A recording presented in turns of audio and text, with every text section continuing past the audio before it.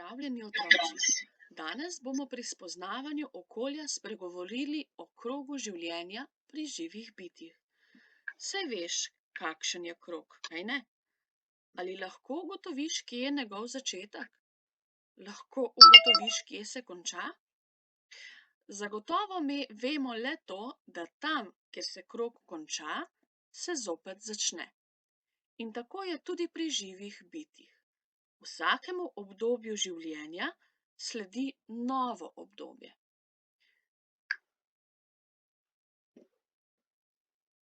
Si poglejmo, kaj sploh živa bitja so oziroma kdo to je.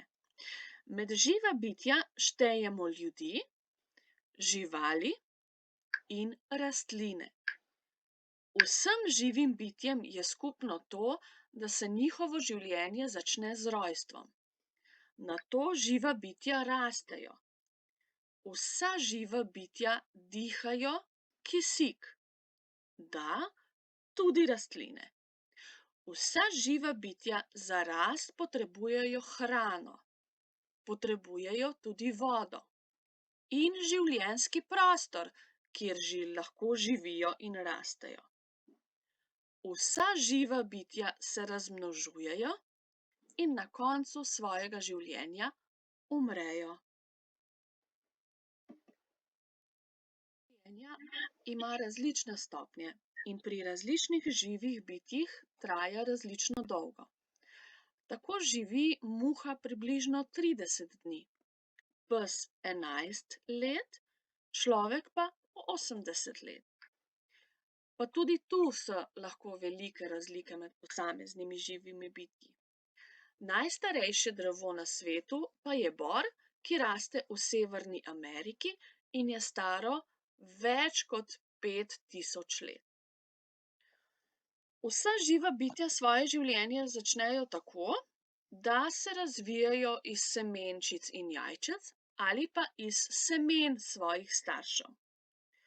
Vsako živo bitje je zato podobno svojim staršem in ima nekatere njihove lastnosti.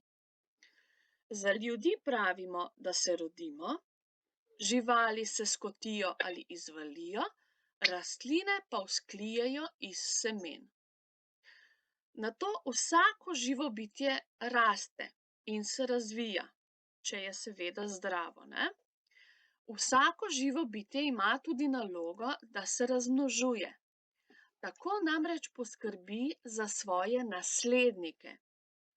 Nasledniki so tisti ljudje, tiste živali in tiste rastline, ki bodo na zemlji, ko mi umremo. Torej, ko mi več ne bomo mogli skrbeti za svoje življenje, ko več ne bomo dovolj zdravi, dovolj močni, da bi nadaljevali življenje na tem svetu, bodo za nami ostali naši nasledniki. Torej, ko vsako živo bitje opravi svoje naloge na tem svetu, se postara in tako, kot sem rekla, ne zmore več imeti zdravega telesa, skrbeti za sebe, takrat se življenje živim bitjem konča. Za ljudi rečemo, da umremo, za živali rečemo, da poginejo. Rastline pa odmrejo.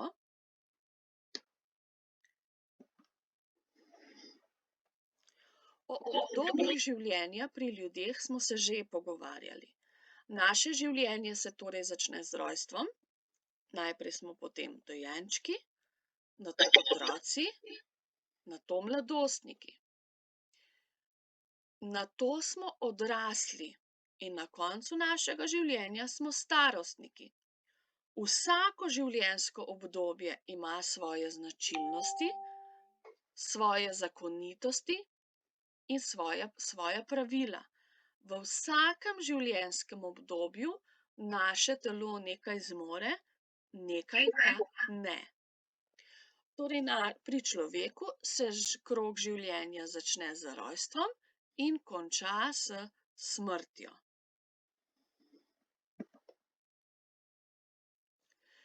In enako je pri živalih. Tu imaš prikazano jajce, ki ga je izvalila kokoš. Če je jajce oplojeno, od petelina, se bo iz njega izvalil piščanček. Ta piščanček bo rasel in na koncu bo iz njega zrasla odrasla žival. Nekatere živali pa se skotijo. Tako je na primer s psom, ki se skoti mami psici in očetu psu. Najprej je zelo neubogljen, torej ne more skrbeti za sebe in potrebuje mamo, pri njej pije mleko, ne. Nato odrašča, postaja večji, močnejši in samostojnejši. Kot odrasel pes se želi razmnoževati in imeti mladičke, torej svoje naslednike. Ko se postara, se njegovo življenje konča s smrtjo. Za živali rečemo, da poginejo. Življenje rastlin se začne iz semen, ki jim damo ustrezne pogoje, torej prostor za rast, vlago, torej vodo, svetlobo in toploto. Saj se spomniš poskusa s fižolom, ki smo ga delali lani, in kako je iz temne škatle želel priti na svetlobo? Torej, rastline zrastejo iz semen. Pravimo, da vzklijejo. Nato rastline rastejo. V odrasli dobi oblikujejo cvetove in nato semena, iz katerih lahko kasneje zrastejo nove rastline. Nekatere rastline shranijo svoja semena v plodovih, tako kot vidiš tule plodove paradižnika. In veš, ne, če ta plod prerežemo, da ima paradižnik v sredini taka drobcena rumenkasta semena, ki jih lahko shranimo in naslednjo pomlad posadimo in bodo iz njih vzkalili novi paradižniki. Ko se rastlina postara in ne zmore več se hraniti, rasti, se razmnoževati, torej ko ne more več obnavljati sama sebe, takrat tudi rastlina umre. Za rastline pravimo, da odmrejo oziroma ovenijo.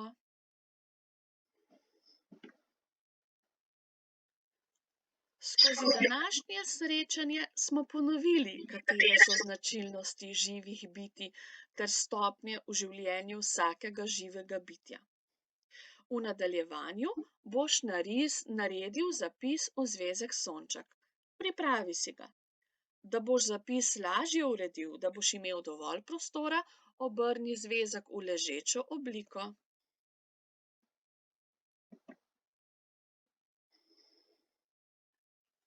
Zapis dobro poglej, si ga preberi, nato pa ga prepiši v zvezek.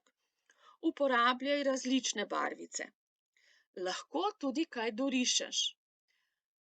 Dodala ti bom tudi različne naloge na spletu, ki sva jih z učiteljico pripravili zate in jih lahko rešiš ter utrdiš svoje znanje.